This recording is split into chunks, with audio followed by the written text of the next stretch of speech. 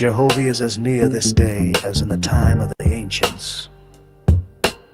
Put yourself in order, becoming one with him.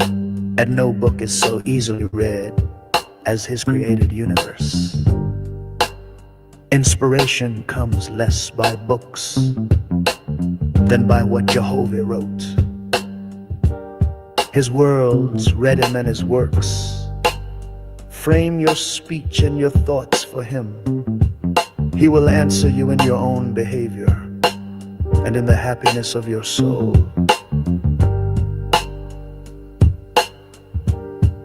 Great wisdom cannot be attained in a day,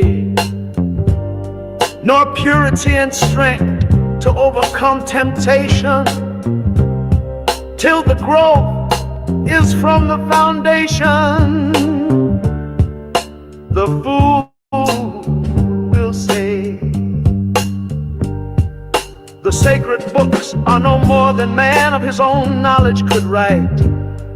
Yet he has not wisely imitated the power of the words of your God. Let him do this well, and behold, he will also declare my words are from me. Yes, he will recognize them wherever found. It is the will and wish of your God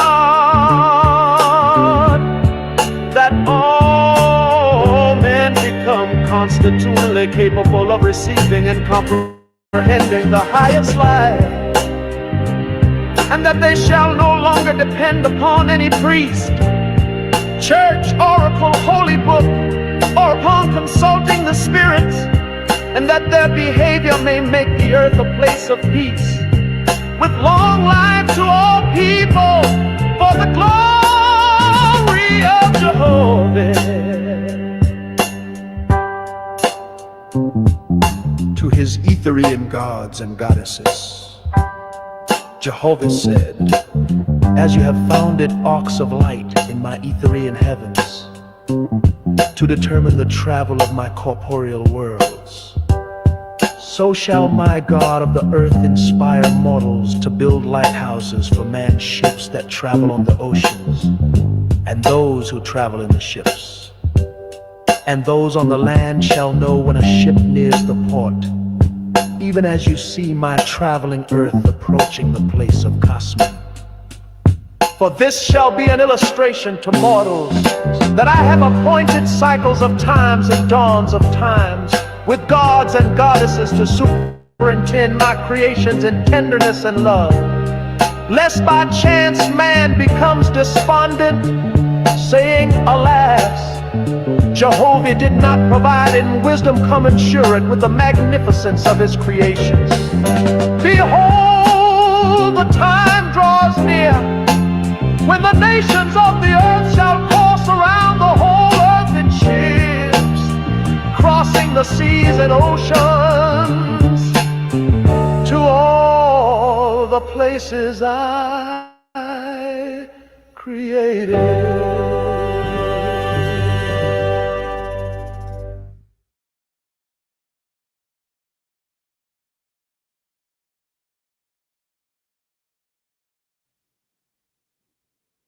Peace, love, and light to the CG Jizzle in the house. You already know what it is. It's your little brother Prince Judavon, man. If I could be heard, y'all drop a vortex in the chat. If your little brother can be heard, mic check 1, 2. You know what it is. It's your little brother Prince Judavon. Peace to the CG Jizzle in the house. You know what I'm talking about. I just want to come on real quick. Cool, I can be heard. That's blessed. All praises to the everywhere present great spirit, man. Salute to everybody in the building, man. It's your little brother Prince Judavon.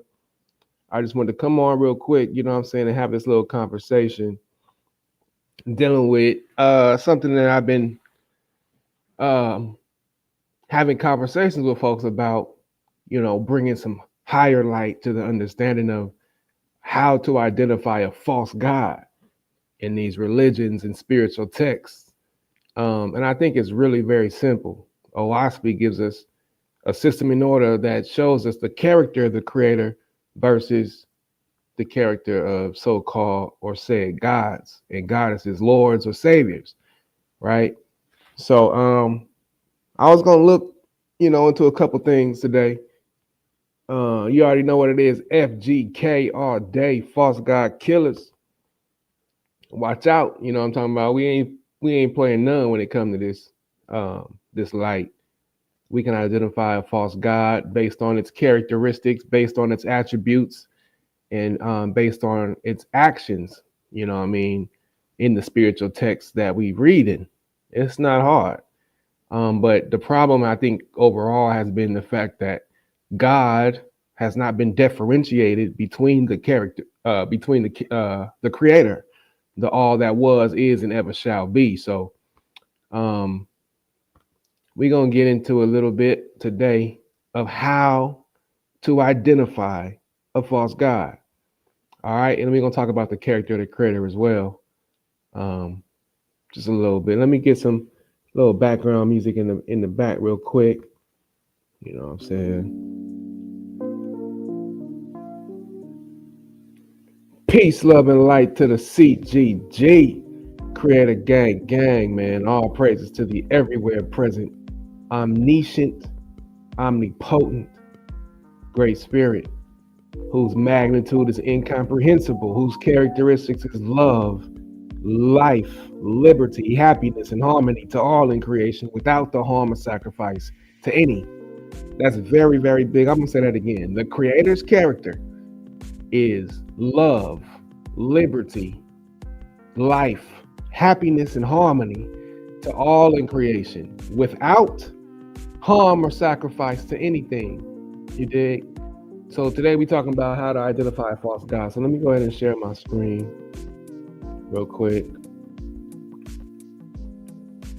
And then we're going to get into this a little bit. I might do, I ain't going to keep y'all too long, because this is a very simple subject, but it runs deep because so many people are duped into believing that God is somehow justified in being a man of war and jealous and vengeful and all of that. We're going to look at it and see if we can discern the difference between a true God and a false God, all right? I think we're going to jump into this OSB real quick. Let me jump over here. Let me add this to the screen. Y'all share the live out, by the way, too. Let the gang know we over here rapping. You know what I'm talking about. And we can add to the conversation, to this build. Salute to the four horsemen, my big brothers, Cosmon, Cal, Selah, Shalom, Malachi, Maccabee, and Daryl Cosmon, bringing a lot of the OSB to the YouTube streets right now in a very powerful fashion. Ain't ducking no smoke from nobody. Man, it's just so much information coming from OSB in this Cosmon era. These next 3,000 years going to be fun for us because we already in the light. We already know we light years ahead of most people. You know what I'm saying? So let me get into this share screen. Oops. All right. All right, let's look at this. I was thinking about reading through this war.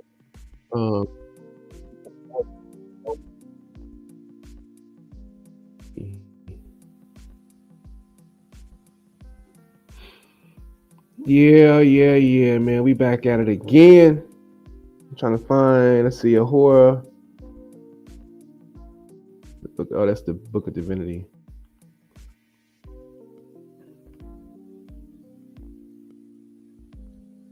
Peace, love, and light to the fan bam once again. I can't see everybody in the chat. Hold on, let me jump back over here one more time. Okay, yeah, y'all can see the screen. Everything is cool. All right, cool. So we in the first book of God in OSP. You dig what I'm talking about? Sky, earth, spirit. And we dealing with how to identify the characteristics of a false god.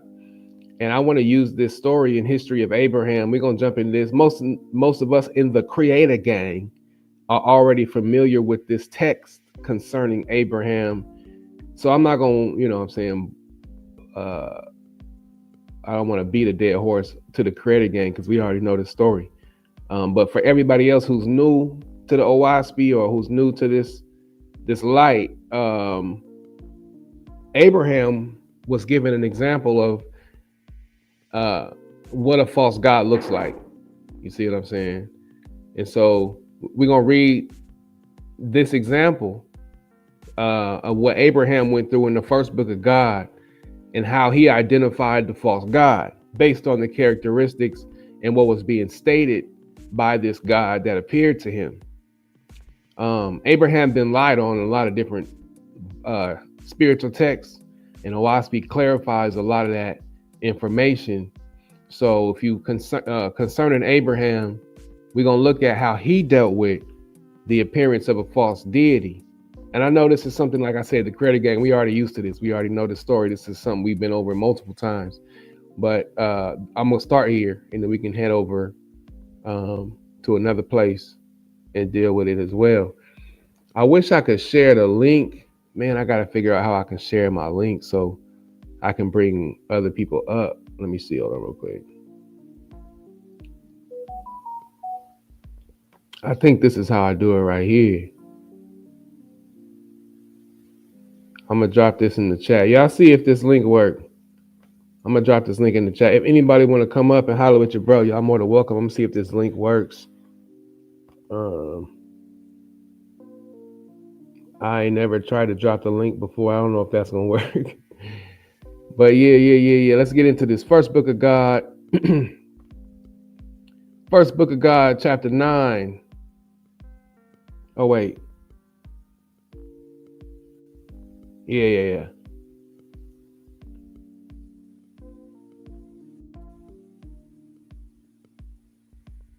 Let me see if this is the right spot. Oh wait, no, I gotta go up, I think. Hold on. Oh yeah, this is the right spot. All right, cool.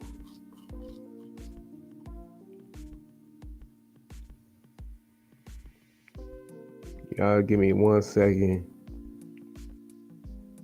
All right, yeah, we're gonna start at verse 10. We're gonna start right here at verse 10, dealing with how to identify a false god. All right, we're gonna get into this. Let me just state this on the outset. Any God, Lord, or Savior that asks for any type of blood offerings is false.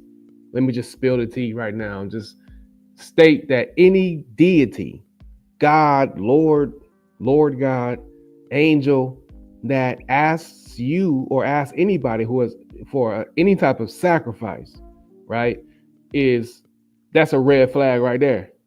If your God is asking you for blood sacrifice of any sort, it's false. I'm gonna just state that off top before we even get into the I'm just gonna let you know if your God is vengeful, if your God is angry and jealous, right? These low vibrational energies is showing itself to be false before the Creator.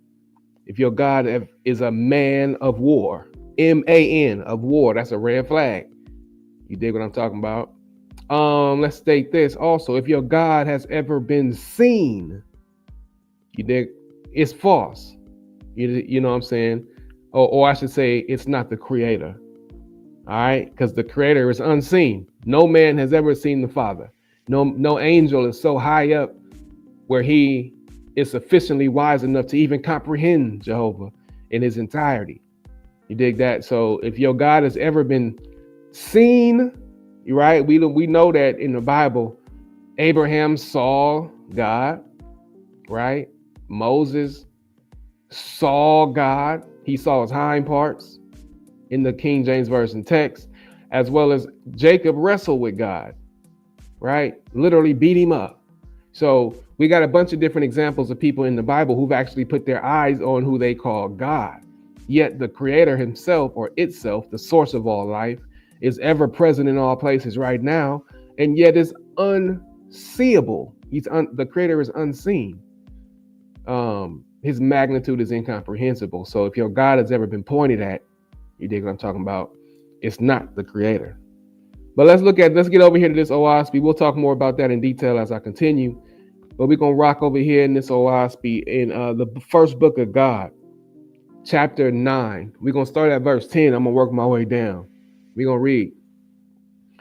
Verse 10 states, now after Abraham and his people had returned to Jireh, his camp, and it was night, God said to Abraham, be steadfast and show your people so that they may understand my words. And while they were still praying before the altar, God withdrew from Abraham and allowed the evil angels who had followed them from Sodom and Gomorrah to draw near the altar. And one of the angels clothed himself in a great light. One of the evil angels, y'all, clothed himself in a great light and adorned with sparkling gems and a crown appeared so that all the multitude of people could look upon him. And Abraham said, who are you? And the Spirit said, I am your God, ruler of heaven and earth. What? So now this evil angel who followed Abraham and his people from Sodom and Gomorrah then appeared at the altar where Abraham was praying at and clothed himself in a great light and adorned himself with sparkling gems and a crown. This is an evil angel, right? He appeared so that all the multitude of people could look at him, right? So we dealing with an evil angel. Abraham said, who are you? And the Spirit said, remember, the title of the lesson is how do you identify a false God? Because this spirit, this evil angel appeared to Abraham and said, I am your God, ruler of heaven and earth. You dig that? Now, Abraham said, well, I'm your servant. Now, Abraham at this point didn't know that this is not the true God. You know what I'm saying? So he said, who are you? The Spirit said, I'm God of heaven and earth. And Abraham said, I'm your servant then. What may I do for you? And the Spirit said, you shall take your only son Isaac and your hosts who are with you at Sodom and Gomorrah and go with me where I will lead you, for I have a great work for you. And Abraham said, I will do whatever you put upon me to do.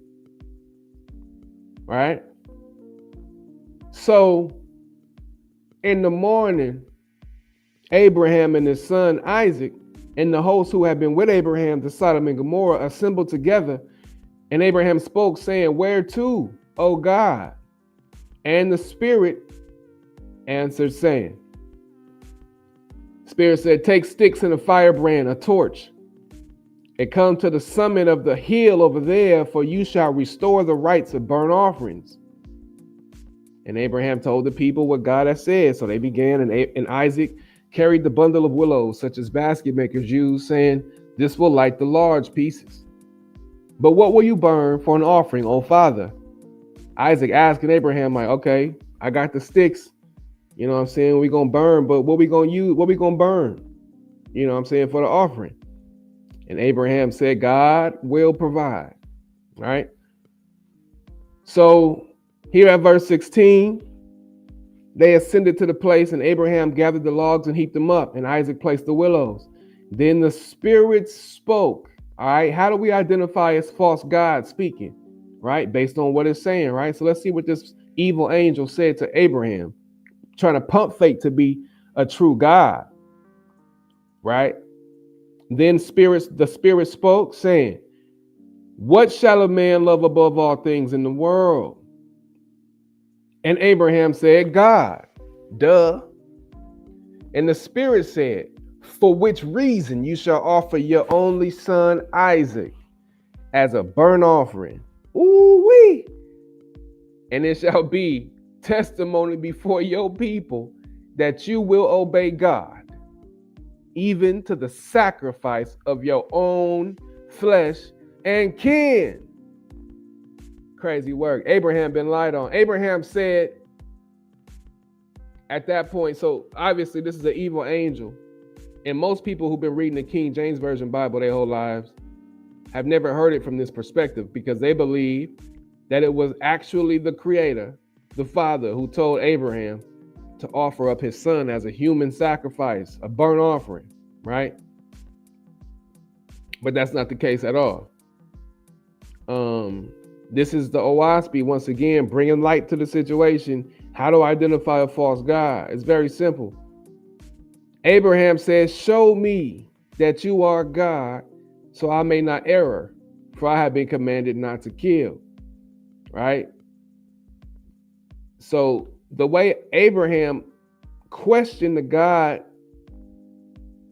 caused this to happen. It says, let me read this part again. Then the Spirit spoke, saying, "What shall a man love above all things in the world?" And Abraham said, "God." And the Spirit said, "For which reason you shall offer your only son Isaac as a burnt offering, and it shall be testimony before your people that you will obey God, even to the sacrifice of your own flesh and kin."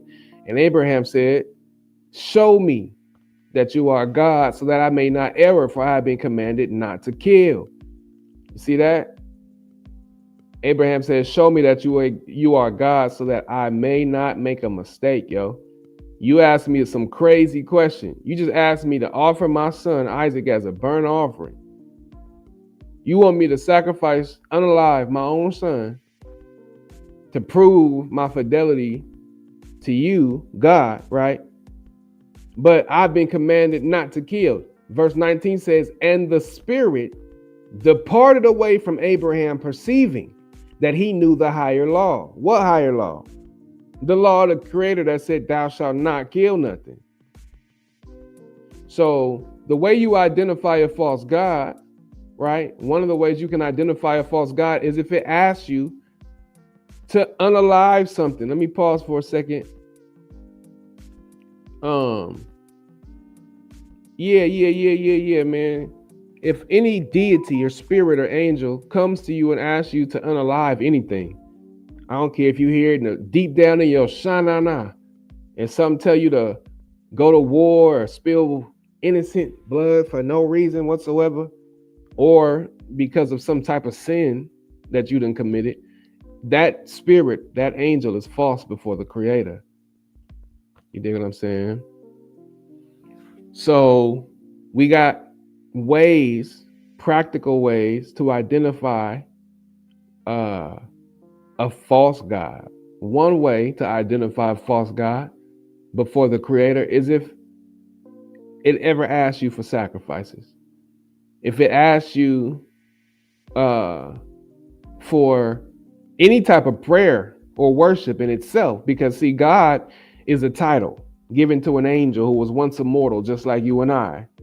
No different than what you're going to be one day. When your flesh goes into the ground and your spirit cracks through and grows up into a beautiful tree, right? If you will, you continue to grow after mortality, and you can become a god. It's just a title given to an angel. You know what I'm saying? So, but a true God would never ask you for worship. A true God is an ambassador of the Creator. A true God is in service. He or she is in service to mortals and angels to raise us higher in spirit and truth, along the lines of the Creator's light, right? So it's really not hard. We're dealing with very simple characteristics, comparing and contrasting. When you understand that the character of the Creator is love, liberty, life, and happiness to all without harm and sacrifice to any, you know what I'm saying, you can easily identify the opposite of that, right? So let me share my screen again, and we're going to keep reading because I don't want to get ahead of myself. Let me get back over here. All right, once again, how do you identify a false God? Well, you got to see what the God is asking you to do. This evil angel followed Abraham, and then appeared to him before the altar in light with crowns on his head and jewels down to his ankles, talking about he's God of heaven and earth. And Abraham went along with it because he didn't know that it was a false angel at first, until the Spirit spoke, saying, "What shall a man love above all things in the world?" And Abraham said, "God." And the Spirit said, "For which reason you shall offer your only son Isaac as a burnt offering, and it shall be for a testimony before your people that you will obey God, even to the sacrifice of your own flesh and kin. Wow. That's what the Spirit told Abraham. Then Abraham responded like a big dog. Show me that you are God, so that I may not make no mistakes. For I have been commanded not to kill nothing.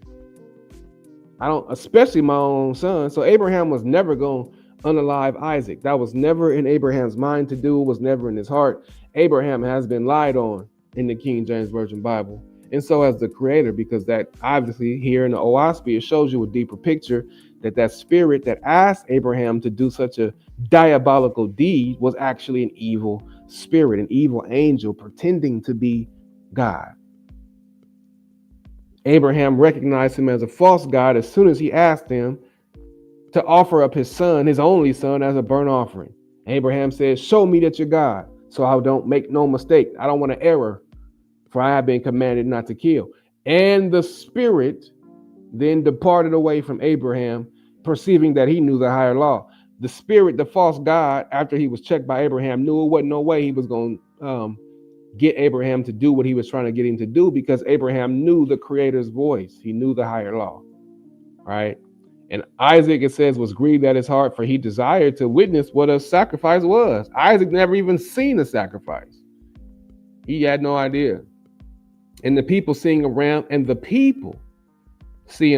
near at hand, and went and caught it and slaughtered it and sprinkled the blood of the sacrifice. And they lit the fire, roasted the flesh, and took it and gave it to the poor.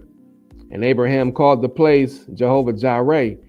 And they returned to the camp, and Abraham, being moved by true God, spoke before the people. Chapter 10, first book of God, Oahspe. Abraham said, this testimony I declare to you, regarding which your own brethren are witnesses, that even the chosen of God can be deceived by evil angels. For they can take any name and form, and having no fear of God before them, declare falsehood for truth and darkness for light. And also, as you have seen, the evilest of cities, even as well as the purest, may be the abiding place of angels. For such reason, you shall not seek signs and miracles, for these may be from evil spirits, even though they show their bodies or converse learnedly. It is not in the power of man to know by words. It is not in the power of man to know by words and signs, or by oaths or promises, what is truth.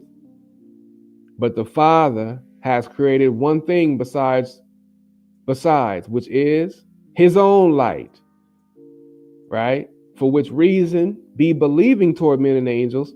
And when they teach you according to Jehovah, which is, here it is, y'all, the teaching according to the Creator, Jehovah, is life to all and happiness to all, without what? Sacrifice to no man. What does it say right here? 778. That is, without worshiping any god, man or angel, without demands that you follow a certain person, and without having tribute demanded of you. Right? So let me read that again. But the Father has created one thing besides, which is his own light, for which reason be believing towards men and angels. And when they teach you according to Jehovah, which is life to all and happiness to all, without sacrifice to any, they are holy. And if man or angel says, visit the sick and administer to the distressed, follow his advice. I didn't mean to press that. If he says, visit the sick and administer to the distressed, follow his advice, for it is of the Father. But if man or angel says, do this, and you shall have profit and glory and applause, right? Do not obey him, for he advises for yourself and not for the brotherhood of man. He is not of God. For spirits will come disguised as your fathers and mothers who are dead, professing love and profit to you. Do not believe them, except when they teach you to sacrifice self for the good of others. For the wicked in heart, having profited in herds and in the gold and silver, say, Behold, God has blessed me, but I say to you, they are cursed, not of God. Has he gathered you together here because you were rich? Nah, you were slaves and in poverty, sick and in bondage, and he came and delivered you. So be like him, and he will abide with you. If a man comes to you saying, behold, this is my coat, give it to me, you shall say, prove yourself as to who you are, right? But if a man says to you, saying, your herds have gone astray, you shall not say to him, prove yourself as to who you are, but you're going to go see after your herds. If a spirit says, behold, I'm your father, say to him, it is well. What do you want? And when he answers you, consider if his words are of God. Now that's with anything, right? Any spirit, you always have to consider if the words are of the creator or of the true God or goddess, right? Which are for the glory of the creator. And if his words are not of God, you shall challenge him to prove himself. Just like Abraham did. As soon as Abraham heard that evil angel tell him to unalive his own son as a burnt offering, Abraham did what? He challenged him to prove himself. Prove to me that you are God so I don't go off, so I don't make a mistake. For I've been commanded not to kill. That's how you stand up to these false gods and discern whether or not they are of the creator. Right? You got to challenge the spirit, test the spirit. Check this out. Chapter 10, verse 11. As God is captain of heaven and earth to all righteous souls, so was there a Satan. So was there a Satan who was captain over evil spirits. And to the extent that the king's people do not have faith in the Father, so do their souls fall prey to Satan and his hosts. Yet neither shall man flatter himself by saying, behold, I've joined with the faithless, the Israelites. My soul shall escape hell. No. For in that day and hour, God may be putting him to the test to see if his heart is for good works and holiness. For because you profess God, you are doubly bound to practice godliness in your behavior towards men and angels. Bag drop. If y'all got some understanding, man, as to how Abraham was able to challenge this false deity and therefore prove that he was a false god and that deity departed, drop a 1 in the chat if y'all got some understanding on that. We dealing with how to identify a false god. What does a false god look like, right? What are the characteristics? Abraham was able to identify this particular false angel, pump faking to be a true god, based on the words that came out this man's mouth, this angel's mouth. You dig what I'm talking about? You talking about sacrifice who? Isaac, my only son? You got to be leading me astray. Show me you God, homeboy, because I've been commanded not to kill nothing, especially my only son, in front of everybody. Crazy out your head. All right, all praise. We got some understanding in the chat. Salute to my Hollywood Naturals, my big sister. Salute to the goddess. You know what I'm saying? Y'all like, share, subscribe to her channel too. We all want to link up and become a organic body. You know what I mean? We are already. If you in the creative gang, you already know how we rock. So yeah. Peace, love, and light to everybody. Let's keep going. I'm gonna run over here and see if we can pull up another precept. You know what I'm saying? We looked there to see what a false god was. Abraham checked him. Let's go over here and see some more false gods real quick. We also saw in that, I didn't want to forget to say that the creator's character, y'all, the inspiration of the creator. Yeah, let's do that. Let me go over here to the book of inspiration. But the inspiration of the creator is love to all people, liberty, freedom to everybody, right? Happiness to all people, harmony with all creation.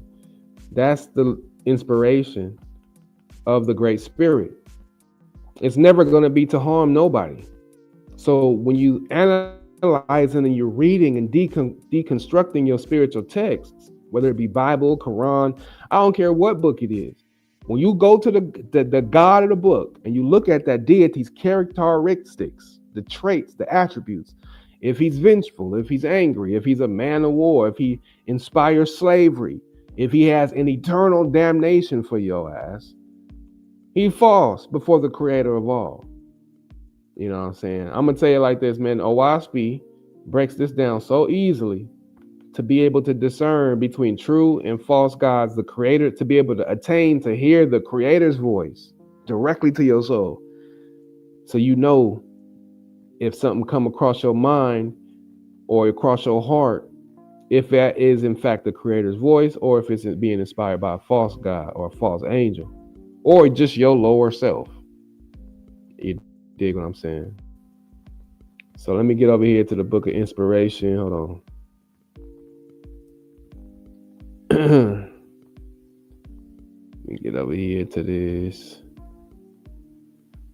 book of inspiration. Where we at? Book 34. All right. Yeah.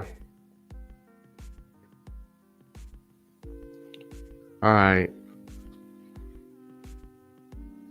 I'm gonna read this first chapter right here real quick because I just like it, and then we can go to where I was going. I'm gonna go over to chapter 8 after this, but I'm gonna read chapter 1 just because I like it. Book of Inspiration. Oh, I speak, Sky of Spirit, chapter 1. Inspiration. These are the words of Tay. Y'all know Tay is the collective highest light of all humanity, or Tai. I believe it's pronounced Tai, actually. But these are the words of Tai in Cosmon. I am light, I am central, but boundless, saith Jehovah. I give you of my light, and when you have received, you cry out, behold, I am wise. Yeah, your corporal I made, in which to localize you, to mature your entity.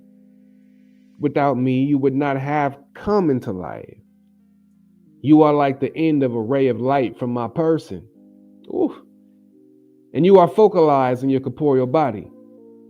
I am to your spirit like the sun is to a ray of light. I am the light that illuminates your soul. The ray of light that goes out from me takes root in mortality, and you are the product, the tree. You are nothing, though all things that constitute you existed before. These I drove together and I quickened, thus I made you. In the way that I made you corporeally, I also made you spiritually, intellectually.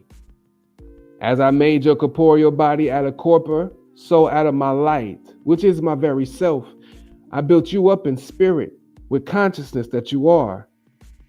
You cannot add the tiniest fraction to your corporeal self by your own will and exertion.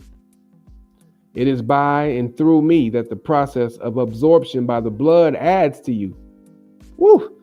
Your blood flows in your veins because of my quickening power upon you.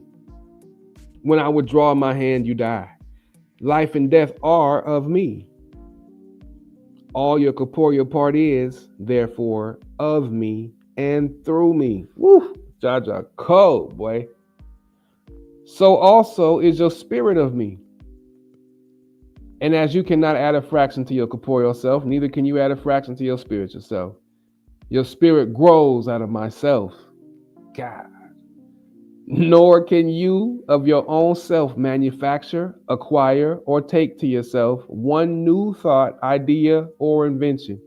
All thought, knowledge, and judgment which you have, I gave you. And as the whirlwind gathers up dust and drives it toward the center, so was the plan of my universe. You are like a center, and all things come to you from without.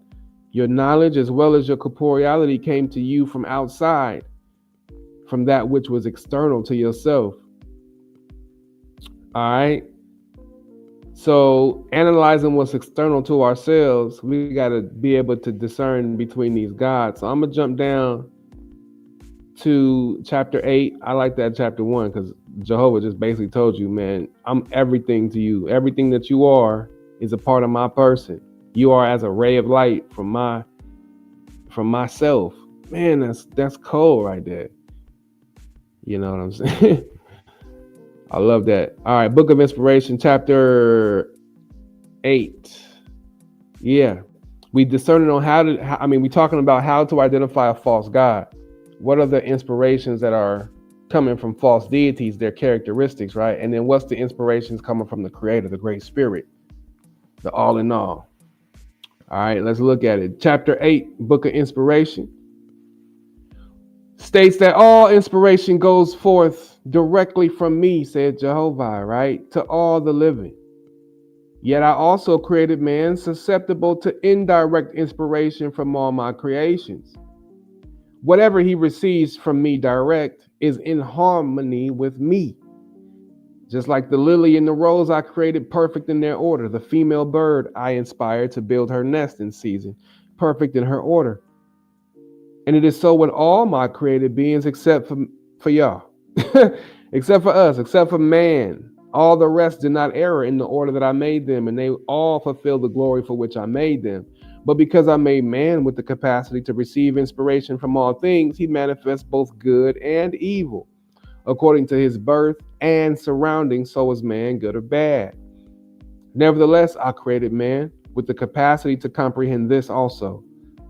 For I designed him from the start to work his way up to the Godhead, understanding all below him. Yeah, I sent my angels to man, teaching him how to distinguish the difference. What? Oh, Creator, what'd you teach? What'd you do? He said, I sent my angels to man, teaching him how to distinguish the difference in the inspirations upon him, so that he could govern himself accordingly. My angel said to man, become one with your Creator. These are his direct inspirations.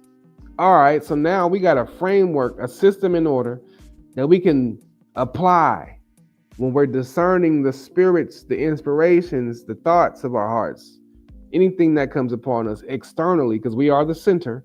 Everything comes to us from without. So as things come to us, we can discern in real time, quicker than you can blink, whether it's right or wrong, based on how the Creator taught us, right? So this is what he's showing us in OASP, right?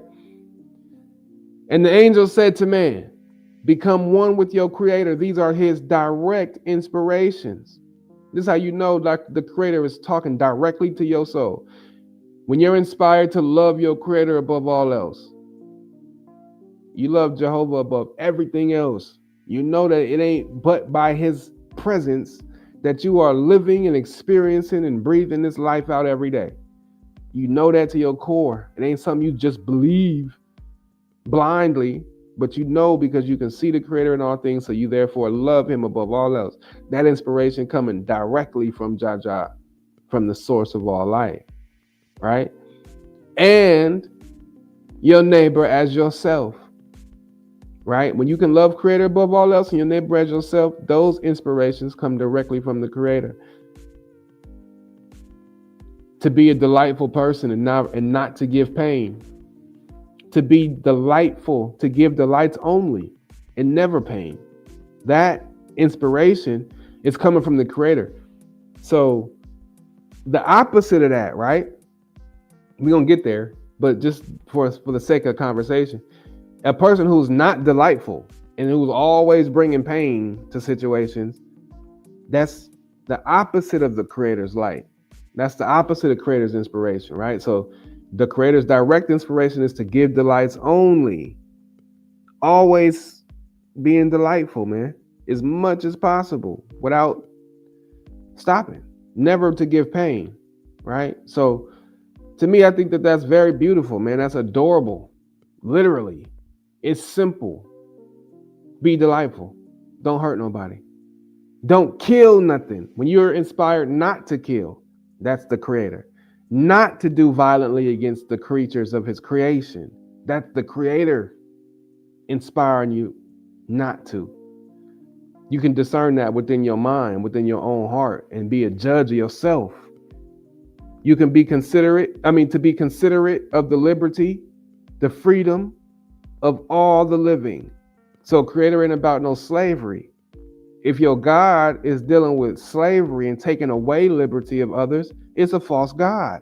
That's an easy way to differentiate the two. Between the Creator of all who's not a god at all, but the maker of gods. And the creator would never tell you to do anything violently against his creatures, like sacrifice it for your sin, spill its innocent blood. Nah, that's not coming from Jehovah. Okay? All right. Let's go down verse 14. What are the other direct inspirations of the creator? Here we go. Not to interdict, right, or hinder the happiness and hope of others. Nah, we're not here to interdict or hinder your happiness or your hope. But where we can replace it with something transcendent, yeah, that's coming from creator. I'm not going to take away something from you unless I can give you something better, right? That inspiration is Jaja inspired directly to your soul. Verse 15 says, these are the direct inspirations from your creator. I'm going to go right back on down real quick. My angel said to man, become one with your creator. These are his direct inspirations: to love your creator above all else, to love your neighbor as yourself, to give delights only and not pain, to not kill, to not do violently against his creatures, to be considerate of the living of all the liberty of all the living, and to not interdict or hinder the happiness and hope of others, except only where in its place you can return a transcendent glory and hope. These are the direct inspirations from the creator. So now that we know that, what would be the inspirations from a false god, pump faking to be the creator, right? The evil inspirations. Well, let's read it. Verse 16. These are the evil inspirations. Remember, you're the center. The creator made you the center of a vortex. Everything comes to you from without, right? So check this out. Even my voice is indirect to you right now. What I'm, me sharing this information is indirect to you, but the creator's light is going to be direct, right? But here we go. These are your evil inspirations, oh man. These come from your birth and your surroundings, formerly called Satan, right? Or these come from also false gods. How do you identify a false god? Well, if it's telling you to kill something, if it's asking you for blood sacrifices, it's false. Easy work. To kill is coming from where? Satan, not the creator. So if God is telling you to go to war with your brothers and unalive suckling children, it's a false god. Ain't that what the God of the Bible, the God of Israel, the God of Abraham, Isaac, and Jacob inspired in the text? Didn't he tell people to go down and slaughter Amalek, everything in the Amalekite village? Right? So we dealing with a killer. We dealing with a false god. To slander is coming from Satan, that inspiration. We don't slander people, excuse my language. You know what I'm saying? Spreading lies, you know what I'm saying? What else people be slandering? Just talking crazy and talking down on people is coming from Satan. All right, to punish, we got a whole punishment system in the Bible called the lake of fire. That's eternal punishment. But that's not coming from the Father. That's not coming from the Creator. To punish is coming from Satan or a false god. So if your God has an eternal damnation for you in the other side of this thing, then you're dealing with a false deity. To punish forever is crazy work. To punish at all comes from Satan, right? The Creator don't punish you. The Creator will lift you up in discipline, but an eternal punishment is not. That's never Jaja's inspiration. All right, so to destroy Jehovah's created beings, anything that Jehovah created alive, that goes down to the flies, to just be randomly killing stuff, or destroying his created things, even trees and flowers, just to be kicking over flower pots, that ain't coming from Creator. To destroy his created beings, right? Nah. That's coming from a false god, that inspiration, or a false spirit, or Satan. To strive for yourself Remember what Abraham said. If an angel inspires you saying, this will make you rich, or this will profit for you, right? The Spirit's talking about what you can gain. It's a false God or a false spirit or Satan to strive for yourself above another. That inspiration is not coming from the Father. It's not coming from the Creator, the Great Spirit, Jehovah. All right? It's coming from a false angel. All right, to gratify your flesh at the expense of purity and wisdom. Right? Now, we live by the Spirit. We don't want to just be gratifying fleshly desires all day. Then guess what? The false gods can play with you and dupe you with that because that's all you know. If you're living for the spiritual side of this thing, you know what I'm saying? You're going to want to be pure. You're going to feel the necessity to be pure. In order to rise in spirit, you got to become more pure. Whether it's diet, whether it's, you know what I'm saying? But a true God will always inspire that. A false God going to do the opposite. All right, so let's get down to the end of this now. To be false to Jehovah, right? To be false to yourself. A lot of people lying on the Creator. Even in the Bible, it says that God told Abraham to offer his son. That wasn't the Creator. But the Bible don't tell you the difference between gods, lords, and the Creator. Those are all Lord God, Lord God, and Lord are all titles given to angels who were once mortals just like you and I. So, to put a straitjacket on the Creator and make him a murderous, warmongering God is crazy. And that's, to be false to Jehovah. So, that's another way you can identify a false God. To be false to yourself, that inspiration coming from Satan. To speak falsely at all. Let's be real ones. Let's tell the truth, man. To covet another's, whatever he got, right? If or she got. We are grateful for what we got. We ain't looking at it over the fence, looking and wanting and desiring other people's stuff. That's low vibrational, mortal first resurrection inspiration from Satan or false gods, right? All right. So to cohabitate in the gestative period, that's dealing with, laying with your wife when she's on her period or when she's pregnant, right? That inspiration comes from your lower self or Satan or your surroundings. The Creator. I didn't know this, a couple years ago. But now that we know, we're trying to be a little bit better because we know where that inspiration is coming from. We can discern that. You know what I mean? So the last thing is to engage in strife or to aid and abet conflicts. What are we talking about? In the Bible, the God of the Bible, and many other gods, there's billions of false gods out here that engage in strife and aid and abet conflicts, wars in the lower heavens and on the earth between mortals. I don't know how many Christian wars there have been since the beginning of time. How many Mohammedan wars have they been, right? Even in America and all over the world, all of these wars to engage in strife, right, is coming from Satan. This is actually coming from, it's the fruit of carnivorous food, right? To engage in strife and embed conflicts are the fruit of carnivorous dieting. Just the eating of flesh itself and blood makes you strive for conflicts. But any of that and all of that type of energy is coming from Satan, right? The surroundings, not from the Creator. All right, so now let's jump down to chapter 9. I hope y'all getting some understanding between how we can identify the inspirations that come upon us, whether it's coming from the true God, a false God, or directly from the Creator. We know that Creator his inspiration is to love him above all else, love your neighbor as yourself, be delightful, don't kill nothing, don't do no violence to his creation, be considerate of everybody's liberty, and don't take nobody's happiness away unless you can give them something better. That's coming from Jaja, man. And everything else, to kill, to slander, punish, destroy Jehovah's created beings and strive for yourself.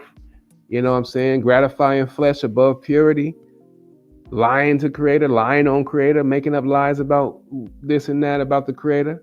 That's all coming from Satan. right? To be false to yourself, lying to yourself. Okay, at least keep it real with yourself. You know what I'm saying? Golly. So we've become so duped in a lot of ways. You know, we coming out of it now, but we was lying to ourselves this whole time. Oh no, God is loving in the Bible. No, he ain't. Where? You know what I'm saying? So yeah, we gotta stop lying to ourselves, speak truth, right? And be grateful for what we got, and be clean in our sexual habits and all that stuff, right? All right, and have a good clean diet as well. All of that is the way that we can learn to discern between what a false God is and what a true God is, and the Creator. All right, so let's look at this. Let's keep going. Verse chapter 9, Book of Inspiration. Hope y'all getting some understanding today. My name is Prince Judavon. I'm just your little brother, man. I wanted to come share some love and light, dealing with this idea of how to identify a false God. You know what I'm saying? How long I've been on here so far? I'll be trying not to keep y'all too long, but I believe it's some understanding being had. I hope, you know what I'm saying, people getting some light. Either way, OSP is out here. We bringing it out. You know what I'm saying? It's on the screen. People can reference it, read it, check it out for yourself. You ain't got to take my word for nothing. But we just identifying how to identify false gods. We're gonna keep going. We in chapter 9 of OSP. Of inspiration found in OSP, Sky, Earth, Spirit, and we're gonna read down. It says, chapter 9, inspiration. Man, I created with capacity to distinguish. He created us with the capacity to distinguish my direct from my indirect inspiration, saith Jehovah. So this ain't impossible for us to do. The Creator made us with the capacity to distinguish his direct from his indirect inspirations, right? And it says, Jehovah said, my angels gave him rules by which he could make manifest the difference between the two. Man said, behold, any man may say, thus saith Jehovah. One kills his neighbor, saying, I thus was inspired by Jehovah. Another practices goodness, and his words are wisdom and comprehension, and he says, I was inspired by Jehovah.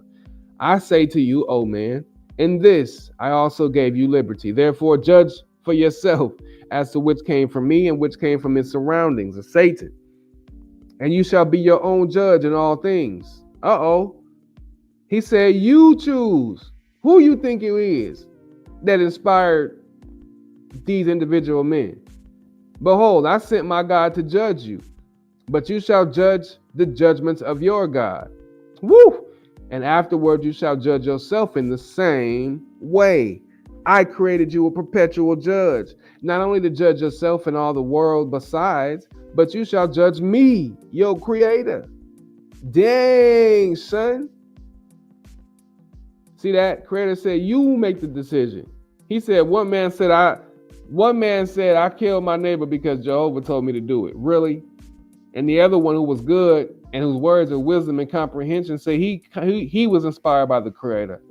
So which do you think was the one that inspired which one was inspired by the Creator? The one who offed his neighbor, or the one who had words of wisdom and comprehension and goodness? If it was the first one, the one who killed his neighbor, y'all put a 1 in the chat. If it's number 2, who was actually led by the inspiration of Jehovah, drop a 2 in the chat. You know, that's how we can discern. The Creator said, look, I gave you the ability to discern, right? Let's use our judgment, yo. Which one was inspired by the Creator? The one who offed his neighbor, saying, I was thus inspired by Jehovah to do it? Or the one that practiced all goodness and his words was wisdom and comprehension? Which one was inspired by the Creator? 1 or 2? I'm gonna go ahead and drop a 2 in the chat. You dig what I'm talking about? Because we know the Creator would never inspire you to unalive nobody. So the Creator is saying, look, I gave you the ability to discern. How do you discern between a false God and a true God? Number 1, just know you got the ability to do it. You shall be your own judge in all things. Behold, I sent my God to judge you, but you shall also judge the judgments of your God. And afterward you shall judge yourself in the same way. I created you a perpetual judge, not only to judge yourself and all the world besides, but you shall judge me, your creator. I have given you many sacred books and said to you, unless you judge them, you shall be caught up in a snare. I charge you, you shall accept nothing from men, angels, or gods. What? The creator said, I charge you, you shall accept nothing from men, angels, or gods, but you shall rely on your own inspiration from your creator. Wait, hold on. Didn't the Bible tell us lean not to your own understanding? You see how duped we done been? Creator said, you shall rely on your own inspiration from your creator, such as my word, which I speak to your own soul. What comes to you from a man is indirect inspiration. What comes from an angel is indirect. What comes from the gods is indirect. No direct inspiration by me can come to you from a book or a sermon or from anything in all my creations, but only from me, your creator. Though one man receives direct inspiration from me and he writes it in a book, yet when it comes to you, it is indirect inspiration. And it is not binding upon you. Wow. Except only so far as my direct inspiration upon you moves you to receive it. Woo! That's liberty right there, bro. Check that out. He said, though one man receives direct inspiration from me, he writes it in the book, yet it comes to you. It is indirect inspiration when it comes to you. And it's not binding upon you. So guess what? The Bible ain't binding upon you. That's somebody should shout hallelujah. If you've been feeling like you've been bound by the Bible, it's become a snare to you. Just know the Bible is indirect inspiration. So Creator said it's not binding upon you, only except where my direct inspiration moves you to receive or accept it. Period. You ain't bound by no books. Yet I did not create all men with the same clearness to perceive me and to frame my wisdom in words. Only a few will turn away from the inspiration of the world and come to me. Many profess me in words, but they do not fulfill my inspiration in practice. My words come easily to the pure in heart. My words come easily to the pure in heart, and my wisdom shows itself in the frame of their speech. For I give them words just as I give inspiration to the animals. Woo! Do I to do perfectly and wisely the parts for which I created them. Let me read that again. For I give them words just as I give inspiration to the animals to do perfectly and wisely the parts for which I created them. Behold, I show the dumb spiders how to weave its geometrical net. Is it a greater wonder for me to give words of wisdom to a righteous man, or to put him in the way of receiving my revelation, or to show him the harmony and glory of my creations? My goodness gracious. No, it's not. It ain't hard for you, Jaja. All praises to the everywhere present great spirit. He's showing us that we were created to discern the inspirations that come upon us. That's why he made us a center. He is anything that comes to us from Creator is direct to our souls. Anything coming from a book or a man or sermon is indirect, and you ain't bound by that. You're only bound to what the Creator puts on your heart is as true. You dig that? All right. So let me. Should I keep going right here? All right, let me see. Let me make sure y'all getting some understanding. I ain't just up here reading to myself. Peace, love, and light to the fam bam. If y'all getting a little bit of understanding on the how to identify the inspirations of a false god or the inspirations of Satan and the Creator, y'all drop one in the chat for your little bro, man. All praises, man, to the everywhere present Creator. We just trying to see, you know what I'm saying, how to identify a false deity. And what we've learned so far is that anything that's inspiring you to unalive a thing or to be violent in creation right? It's traits and attributes of a false god. So when you're reading through these Bibles and these Qurans and all of these spiritual texts, I'm gonna give you a key right now to know how or whether or not the God of that Bible or book is false or not. If you're reading through it and all of a sudden it asks you, oh, God said sacrifice the goat, or God said unalive the lamb, or God said that anything that got to do with blood, sacrifice of innocent blood, that's a false God. For right, you already know off top. I'm not gonna tell you can't get some good stuff out the book. It might have some good truth in there too, because there's always some truth mixed in with the lies of the false gods. But if you're ever inspired to go to war by your God in your book, it's false. You see, all of these traits are easily discernible. You know why? Because the Creator designed us to be able to discern what inspiration comes upon us from any book, any sermon. You should be able to tell within splits, not even a second, split seconds, whether or not this is coming from our Father or not. You know what I'm saying? So yeah, we've been in Cosmon, elevated in spirit, to be able to hear the Creator's voice. That's one of the major points of the OSB Bible, is to be able to attain to hear the voice of the Creator in real time, right now, today. Jaja ain't far from you. He's as near to you as he was with Moses and Abraham and all the true righteous prophets and true gods. The highest angel in the highest heaven right now ain't closer to Jehovah than you. You see that? So we can learn now to hear his voice in real time based on the inspirations that come upon our soul. You know what I mean? And that's a beautiful thing. OSB is here showing us, how to discern these false gods.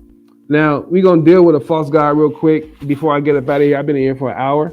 I might rock again for a little bit longer, but I'm going to show one of the biggest false gods who came out of the lower heavens, inspiring mortals and angels. I was going to show Anu Hassaj at first, but then I think I'm going to go to Aluamung first and show y'all the characteristics of this Negro Aluamung, the false god. We're going to be in the book of Esra, chapter 45. Let me get over here to the book of Esra in OISP, Sky, Earth, Spirit, Cosmon Bible for today.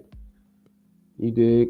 All right, let's look over here now to the book of Esra. And we're going to jump down to chapter 45, I believe. Yeah. Peace, love, and light to the CGG in the building, man. It's just your little brother, Prince Judavon. I just wanted to come on while I had access to a laptop over here at my mama's house. You know what I'm saying? I said, let me go ahead and do a live real quick. I ain't been on live in a minute. And I want to talk about how we identify false gods in the Creator game. It's very simple. We've been tuned up to know if any God is asking for a sacrifice, it is false. If any God is telling you to worship him, number one, he's false, because the Creator ain't a God at all. Gods are angels who were once mortals just like us. Ain't no different between God and presidents, right? It's a title, it's a job. But the Creator is the one who gives that job. You dig what I'm saying? To the righteous gods. Yeah. So let me we almost there. Chapter. We're going to look at this false god by the name of Luamung, aka false Christ, the Antichrist. We already know who he is. Everybody's still in Christianity somehow waiting for the revelation of the Antichrist. Well, we over here in the Creator gang, we've been false god shooting for a while. You know what I mean? So we already figured out who this man is, and we're gonna explain it right now. Y'all be a little patient with your bro. I'm trying to get this on the right page. What chapter is this? 41.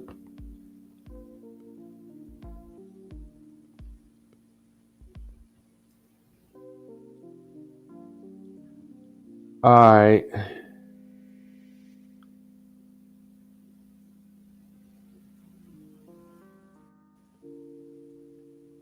Um,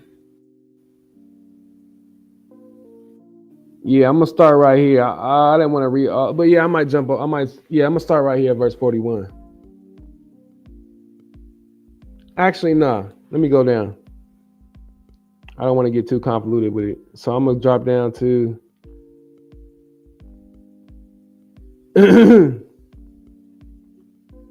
Yeah, right about Esther chapter 45. I'm sorry, I'm taking a little time, y'all. Y'all be patient with your brother. Here we go. Right here is we done found it now. Y'all still see my screen? Everybody can see we on Esther chapter 45. And we finna read about this false god. Because we talking about how to identify a false god. What does a false god look like? Well, let's look at one of the main false gods that we know of today. The false Christ, Luamung. All right. And here we go. Book of Esther, OSP, chapter 45. The Lord said, now, behold, Luamung no longer stood upon the practice of righteousness, but upon might. Nor did he consider any more the resurrection of mortals or angels. Stop. How do you identify a false god? What does a false god look like?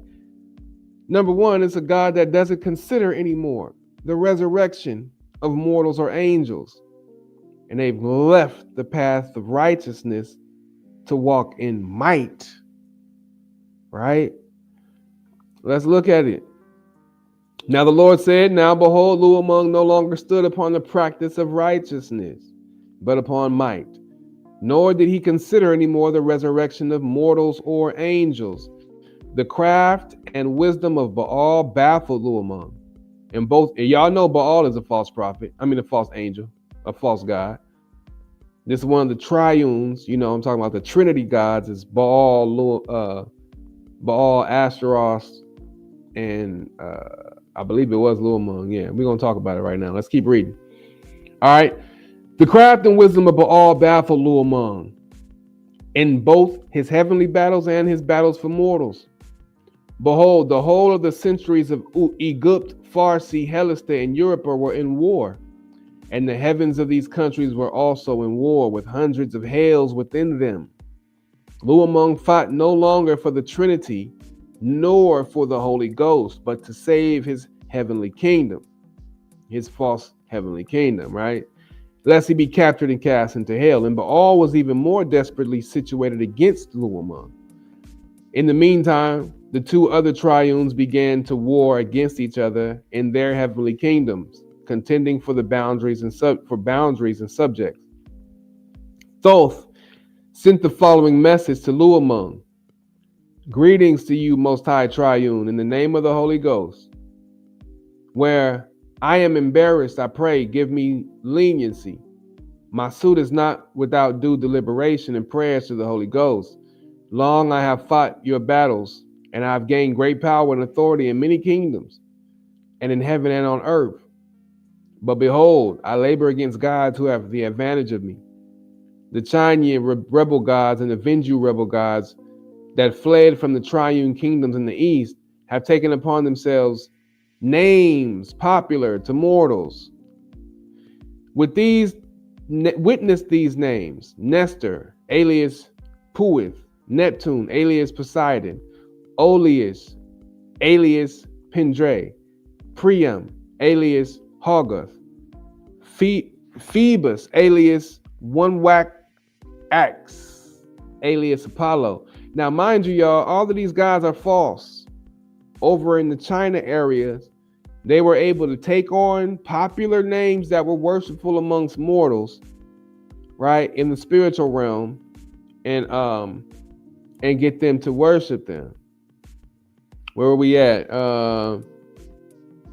Palo Pales, aka Sudga and Sitha; Pleiades, aka Pelus; Saturn, aka Kronos; Thalia, alias Muse; Thester, alias Suko, alias Bayrith, alias Kalkas; Thetis, alias Arama;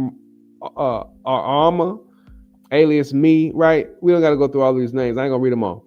But these is all false gods that had taken on names worshipful amongst mortals, right? Thoth continued, and yet these are not all. For these gods have no fear of the Holy Ghost, and they choose any name that will be flattering to mortals. So you got to be aware. That's why the Creator is showing us in OWASP how to discern the difference between these false gods. Why? Because any of these spirits, just like the spirit of appeared before Abraham, and talking about he was the true God in light and crown on his head with jewels down to his ankles. You know what I'm talking about? These guys have no fear, and they will take on any name that will be flattering to mortals. And the magicians and priests and others who have power to hear the voices of spirits are led to believe that they hear the very gods whose names they are given. So whatever God you worship, it can appear to you in that fashion. So, what's up? Hold on, y'all.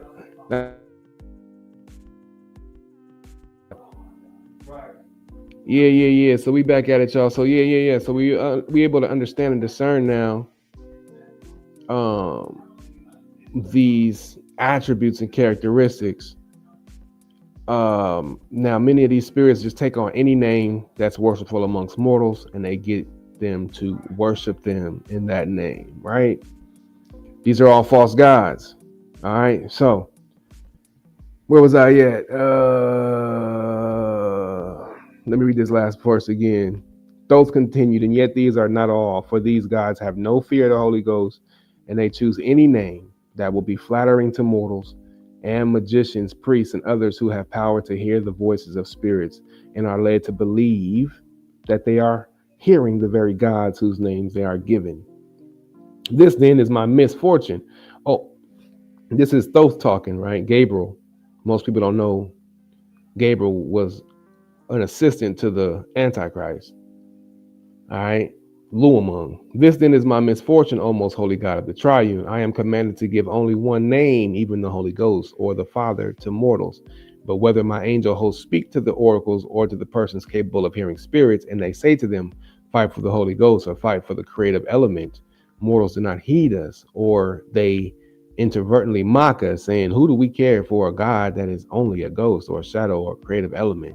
Give us gods that talk and are on their own behalf. We want no angels from the Holy Ghost. Bring your gods and let the oracles tell us what they say. And Luamung sent messengers that they and Luamung sent messengers and a suitable escort to Jerusalem on earth, to where Thoth was stationed at the time with the angel host of warriors, commanding his presence before the holy council in Hepsindi, Luamung's heavenly city and kingdom. All right, so let me jump down because I need to get to this part. Satan enters the holy council. So right now what's happening is this false angel or this false god Luamung is basically at war with his own triune force, trying to spread his trying to bring self-aggrandizement to his own kingdom, right? So now we're going to drop down to verse 47, chapter 47. This is where I was actually trying to go. But I started up there, so we'll come down here and finish it off. This is the false god, Christ, and his announcement. So we literally trying to identify the characteristics of false gods. In OWASP, it shows you who the major false gods are of all the religions of the earth. Luamung is the false god of Christianity today. All right, FGK all day. We identify the false gods and let you know based on their character traits that they ain't the creator. You dig what I'm talking about? And OWASP is the only book that I've ever read that breaks it down this way.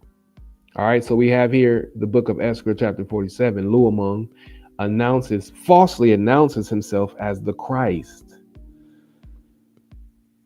Verse 1, the Lord said, behold, it came to pass as had been foretold by God, Jehovah's Son, the triunes will all become false gods because they have denied the Almighty, period.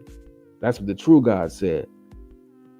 God said there is only one who is all knowledge, Whatever angel or God announces himself to be all knowledge is false in the presence of Jehovah. Let me read that again. How do you identify a false God? God said there is only one who is all knowledge. Whatever angel or God announces himself to be all knowledge is false in the presence of Jehovah. Nevertheless, Luamung had it proclaimed. He didn't care. Luamung said, I'm going to have it proclaimed in heaven and earth that he was the Christ, the Christe, which in the Amhamic term, or which is the Amhamic expression for all knowledge. All right. So Christ is the Amhamic expression for all knowledge. A Luamung, being only an angel, a once mortal man, announced himself in the heavens and the earth as the all-knowing one, right? The Christ. Falsely.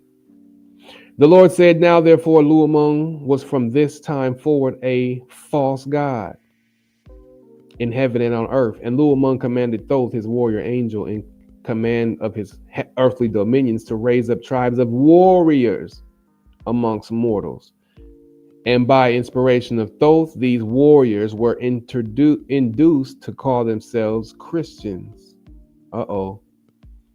How do you identify a false god? Number one, he's gathering up warriors called Christians. All right, God said, so that man may know this is true, so that you know I ain't capping, the followers of Jehovah are not warriors, nor have they ever been. Yeah. Now we the peacemakers. We're the ones telling you, put your weapons down. Stop unaliving one another over the silliest stuff. For thou shalt not kill nothing. That's us.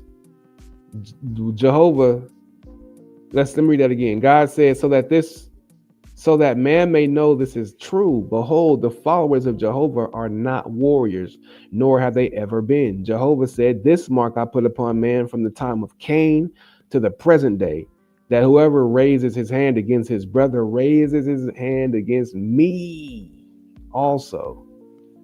That's fire. And this mark shall distinguish my servants to the end of the world. Behold, I alone am all knowledge. Creator said, I'm alone am all knowledge. Ain't nobody else all knowing but the most high creator of all, Jehovah, the great spirit. Any angel that professes himself to be all knowledge is false before the creator. Again, how do you identify a false God? If you can see it and it's talking about he all knowledge, you false. The creator who is all knowledge is unseen to mortals and angels, yet in every place in space throughout the entire cosmos. That's fire right there. All right, so let's see. Now it came to pass in verse 9. Now it came to pass that from this time forward, great success attended the wars of Luamung for the glory of his heavenly kingdoms.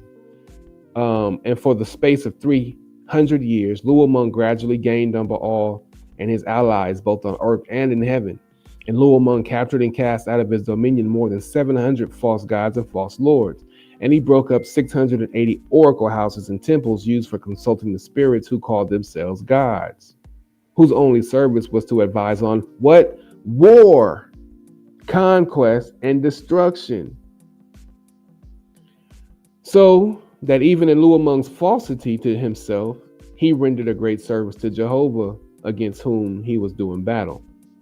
For 300 years more, Luamung, with more than 6 billion angel warriors, pursued war in heaven and on earth, and he had captured nearly all the earthly strongholds of the other false gods. Baal, however, still maintained himself in Roma and as the god of the Roman Empire, but under many names. God, the Son of Jehovah, now behold, God, the Son of Jehovah said, all right, so now we're back to the true God. He said, now behold, even Luamung, the false God, bewailed the wars, and he also bewailed his own doctrines. Yeah, he was tripping. Luamung cried out in his despair. What did the false God say? How do you identify a false God? Based on what they're talking about. Luamung cried out in his despair, saying, to whom shall I pray? Oh, you Holy Ghost, you shadow, you nothing, you void. Boy, tripping. Shall I say, oh, all nothing? You inconceivable. You all knowable. Unknowable, right? You all hidden, because Luamung had denied the creator. He had put him far off as if he was a ghost, right? So now he's tripping behind all of his wars and all of his false doctrine. After he's declaring himself the God, I mean the Christ of all the universe, he's now in despair. This is a false god. Luamung, one of the biggest false gods in the world right now today. Luamung cried out in his despair, saying, "To whom shall I pray? You, O Holy Ghost, you shadow, you nothing, you void. Shall I say, you all nothing, you inconceivable, you unknowable, you all hidden? Or shall I say, you nature, you God of nature, you senseless, you scattered, you that doesn't hear, that doesn't not know, right? You that does not see, you essence, you fountain that is dumb, you accident, you shapeless." All these questions. He's got a billion questions in his head at one time. This is what you call racing thoughts. He tripled in despair.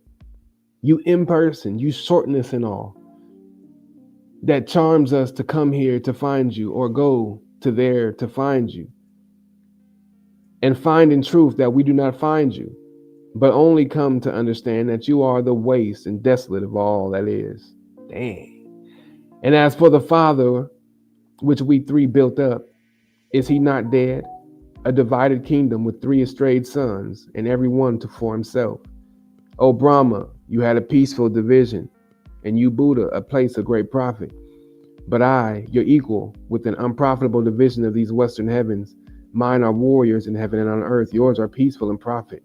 How can I establish Hepsindi, my heavenly seat, and make it a place of grandeur like yours? Behold, my billions of angels are needed for warriors.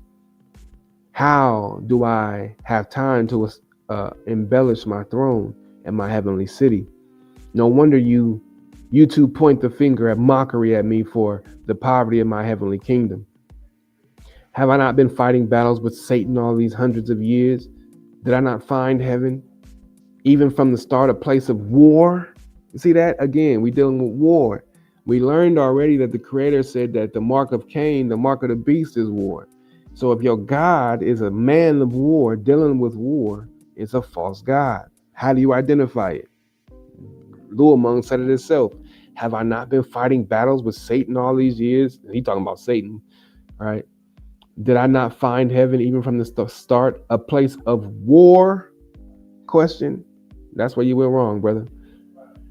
Shall these things continue forever? Whom shall I inquire of? Have I not declared I am one with the Father and one with the Holy Ghost? Why then should I not look to myself? That's a good start. And is this not the sum of all, everyone for himself?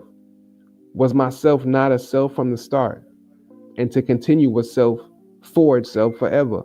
From this time forward, I shall not go down to send peace on earth. I shall not go down to send peace, but a sword. And we've heard this statement before. I told y'all Luamung is the false Christ. The one that said, I come not to bring peace on earth, but a sword. Didn't come from Yeshua, Joshua of Nazareth, the Nazarene. It came from Luamung, the false God. All right. So we're talking about how to identify a false God. If your false God is coming to bring if your God is coming to bring a sword and not peace, it's false. Easy word. I go to set man at variance against his brother and father, and woman against her sister and mother, and daughter-in-law against her mother-in-law. Ain't that crazy to do? That's the characteristics of Luamung, the false Christ, the false God of Christianity. He's the one that said, I'm going to set man at variance against his brother and father. That's in the King James Version Bible, coming out of Jesus' mouth, right? Well, that Jesus in that particular text is Luamung. These are his words. I will make the foes of a man those of his own household. How you identify a false God? If he's turning your house against itself, it's false. This is another statement made. All this whole section right here is attributed to Jesus in the King James Version Bible, but it's being stated by the actual Antichrist, Luamung, the false. I will make the foes of a man those of his own household. He who loves father or mother more than me is not worthy of me. And he who loves son or daughter more than me is not worthy of me. And he who will not take up his sword and proclaim me is not worthy of me. Again, division, war, swords, right? How to identify a false god? My sign shall be a sword. That's how you right there. Your sign is a sword, you a false god. A skull and crossbones and a bull. My edicts shall be bulls. By these my enemies shall be destroyed. Every knee shall bow before me, and every tongue confess me Lord of all. Behold, I will give them a book, and guide by which they shall know me. In blood I will seal them to the end of the world. Hold on, what's this statement say right here? This book would be the New Testament to the Christians, which he cleverly then had attached to the Ezra Bible in order to easier gain converts in his religion. God dog it. Got to be more careful. Good night, yo. So how do you identify a false god? If they are bringing war, division, bloodshed, you know what I'm saying? Luamong right here is in great distress. This whole part of this book, when he wrote this, when this part was written, is showing that he's tripping. He in great distress after he announced himself Christ. He didn't know who the creator was. He had put himself so far from Jaja that he was like, man, what do I even call you? Who do I pray to? You know what I'm saying? So, yeah, he went off course. He went off course and fell into war, and then produced a book. This is the coldest part. I'm gonna highlight this and I'm gonna get out your way. I want to keep going, but this is a lot. But anyway, it says, how do you identify a false god? Right here, he says, my sign shall be a sword, a skull and crossbones, and a bull. My edicts shall be bulls, and by these my enemies shall be destroyed. Every knee shall bow. I wonder where we heard that before. Every tongue shall confess to me, Lord of all. Behold, I will give them a book. Yo, this is cold. And a guide by which they shall know me. And in blood I will seal them to the end of the world. Yeah. This book will be the New Testament to the Christians, which he cleverly then had attached to the Ezra Bible in order to easier gain converts in his religion. Y'all see that? So today we talking about how to identify a false god. I hope y'all got some understanding, man. That boy Louis ain't no joke, boy. That boy Louis had the whole world talking about, I don't care if you my mama. If you don't follow Louis, man, we ain't friends. Like, what? You know what I'm saying? He brought a sword. He brought sacrifices and death. Yeah, man. So we're dealing with how to identify false gods. What do false gods look like? They look vengeful. They look distressed. They look angry. They look like they got eternal punishment on their minds. Their eyes is bloodshot red. You know what I'm talking about? I don't want to keep y'all too much longer, man. I wanted to come on here and just share that. I'm gonna continue this conversation because it's not. There's so much to talk about when it comes to how to identify false gods and the difference between the false gods and the creator. Simply put, the creator is not a god at all. He's the maker of gods. You dig that? The father of all spirits. And the creator's inspiration is love, life, liberty, and happiness to all in his creation without harm or sacrifice to anything that he gave the breath of life to. That's just what it is. And that makes 100% sense to my soul. I don't know if, I know my inspiration to y'all is indirect, but y'all got Jaja right there with you, just like I got with me. And that makes perfect sense to me. Like, why would the creator of all ask me to kill something? That don't make no sense to me. You see what I'm saying? So I'm glad that we got this truth in order to identify his inspiration and the inspiration of the false gods.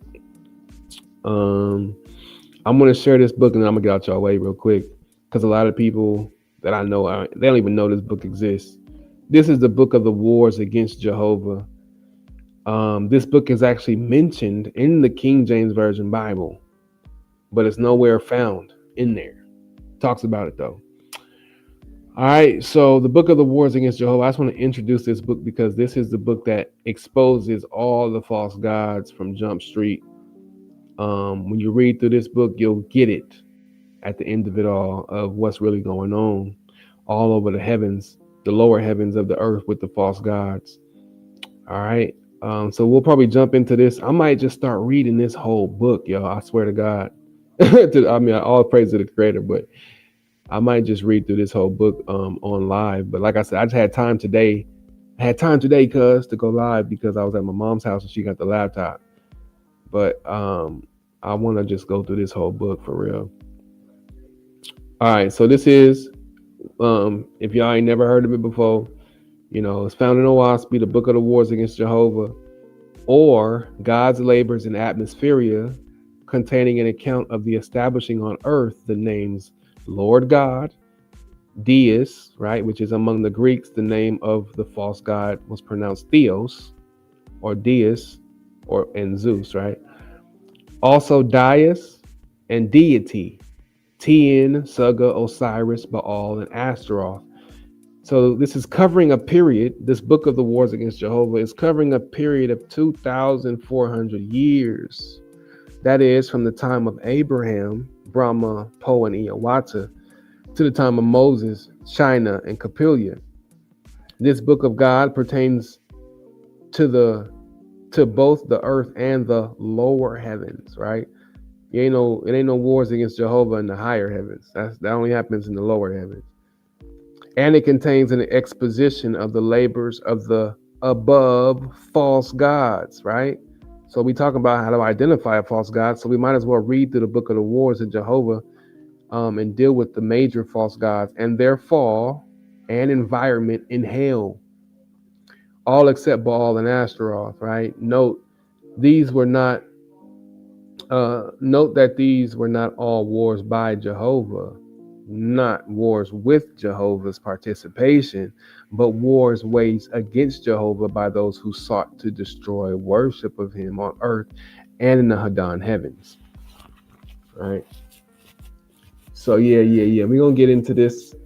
And I think next time I go live, I'm just gonna start reading through the whole book of the wars against Jehovah under this title of how to identify a false god.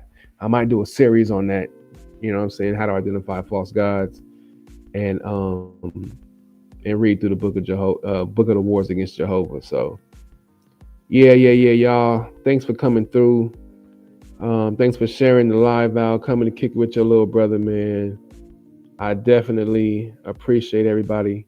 Salute to Nazarene Scene Faithist 777 coming through, man. It's always a pleasure to see you and hear from you, man, and get your encouragement as I, read through some of these texts. On TikTok too, you be coming through, so I appreciate that too, man. Obviously, salute to my Ema. She always been better than your Ema. Like Cosmo say, peace to the CGG, Mahalia Naturals. Always supportive and encouraging to my life for the last 3-4 years. You know what I'm saying? Salute to the Bronze Yogi Report. My big bro Bronze dropping the music, dropping the higher light when it comes to even the Eastern culture when it comes to religion and stuff like that. Bro got a lot of information on that type of information, man. So a lot of light on that information, I should say. Salute to the Four Horsemen as always. You know what I'm saying? Everybody who came out, I appreciate y'all. I'm gonna be back on here doing a series on how to identify false gods, and I'm gonna be coming from the Book of the Wars Against the Creator and other texts found in the OWASP Bible. Let me put that on the screen, and then I must rock out so everybody can see this. All right, there we go. OWASP, spiritual practical guidebook to the spiritual life. Sky, earth, spirit. All right, so that's where we be at, man. We in the building, man.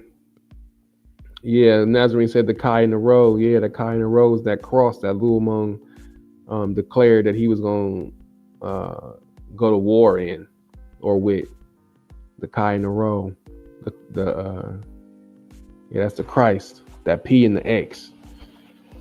Yep, man. Creator Gang got light, y'all. Y'all tap in with the Creator Gang, man. Please come over to the channel. Creator Gang TV Incorporated. If y'all look up Creator Gang Incorporated, it'll pull up the Creator Gang channel. We trying to get that channel popping, so y'all add it, subscribe it, share. We got music over there. We're gonna have lessons over there. But in the meantime, y'all can always go to any of the four horsemen of the Creator Gang: Cosmon Cal TV, Selah Shalom TV, Honor Humility STL, right? Honor and Humility STL. That all of those channels y'all can follow on YouTube and get some of this higher light from Oaspi. Definitely check out Selah Shalom TV. He got all of the university tools you need to really get an understanding about what Oaspi contains. All right. Also, Cosmon Cal TV. My big brother always got debates. You know what I'm saying? Yeah. Nazarene Nassim Faith has said, what you say, big brother? Luamong be the reason behind division, separation, divorces too. Man, that's crazy, right? They said Luamong was going to be the most hated God, false God of all, because of what he did to the families, man. You really got people in Christianity right now not talking to their family. You got Hebrews right now disowning their family members because they do Christmas. The separation is ridiculous. So many people in divorced, families broken up, man, because of this false doctrine coming from Luamong. He wept over his own doctrine. We just read that. You know what I'm saying? He knew he was full of shit and it was gonna come back to him.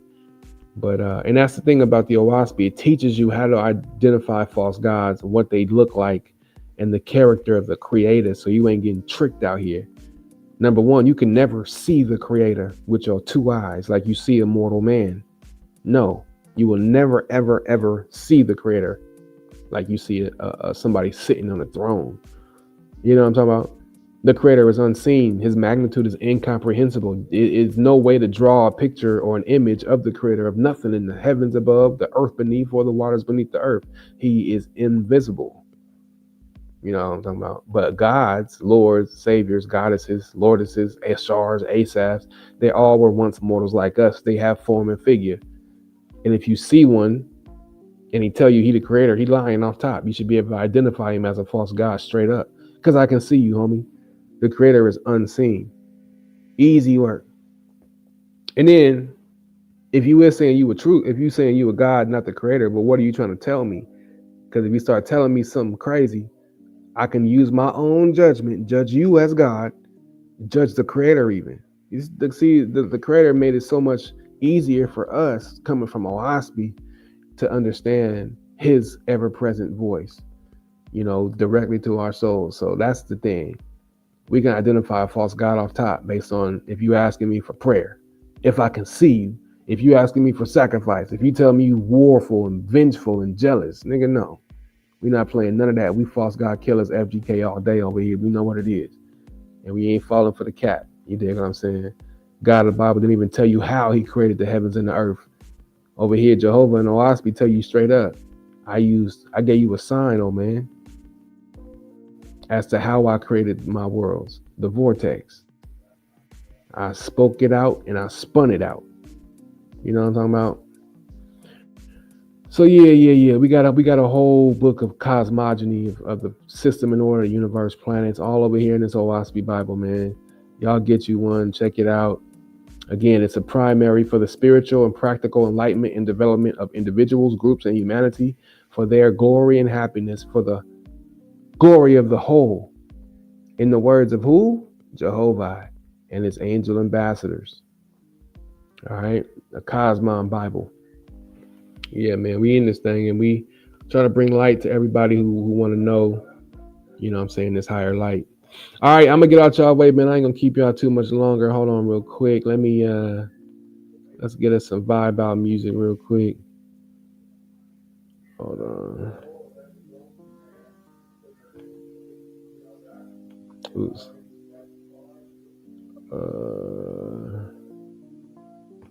Oh yeah, that's what I want to do. Boom. Share screen. Let's get us some of this good old Essenorian vortexian vibration. I really could play anything. I forgot I got the laptop. Oops.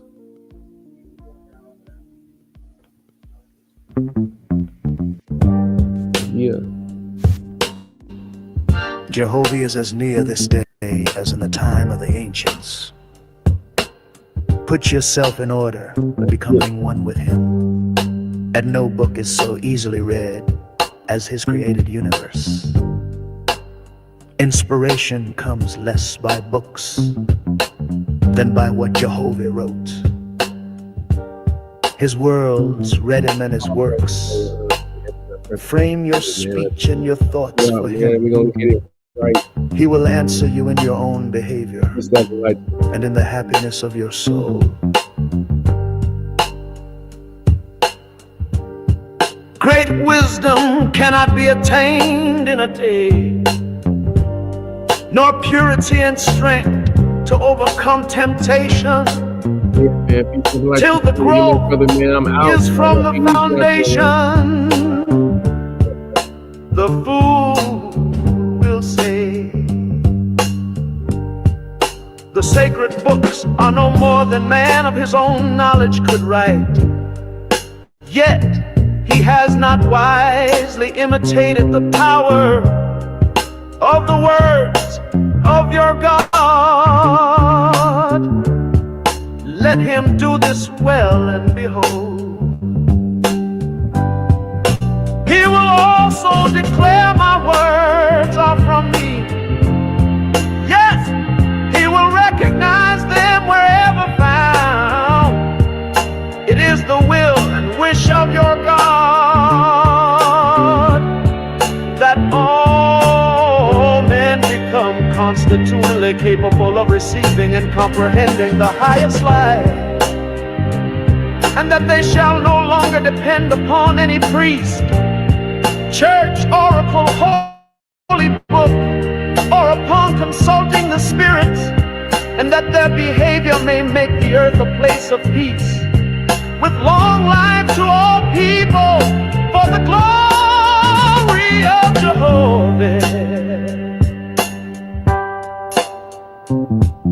To his Etherian gods and goddesses, Jehovah said, as you have founded arcs of light in my Etherian heavens, to determine the travel of my corporeal worlds, so shall my God of the earth inspire mortals to build lighthouses for man's ships that travel on the oceans, and those who travel in the ships.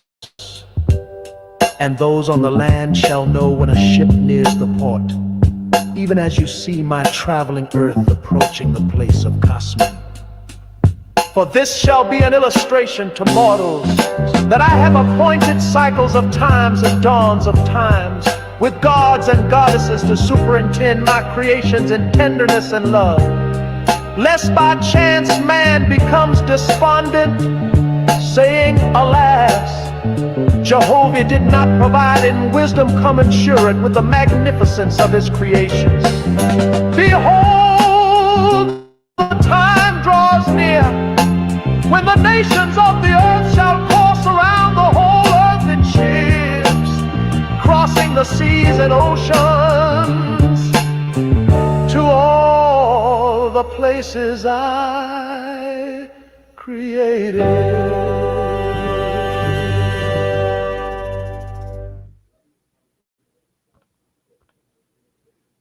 Yeah, man. That was another great show, man. We just wanted to talk about how to identify false gods, false lords, false saviors, man. It's very simple.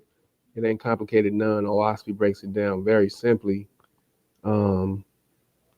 Anything that's asking you for prayer, God's asking for prayer, sacrifices, inspiring warfare, slavery, any of that innocent bloodshed, you know what I'm saying? All of that, you dig what I'm talking about, is inspiration from false gods, not the ever-present great spirit. You dig what I'm talking about? So we know that in the creator game, we're going to bring this light out to the whole world. You dig what I'm talking about? We're going to let everybody know creator is ever present with you today. He's as near to you as he was with Moses. With the highest raised angels in the highest heavens, he's just as close to you as he is to them. You know, inspiring you directly to your soul. Just as the sun is to a ray of light, so are you a ray of the creator.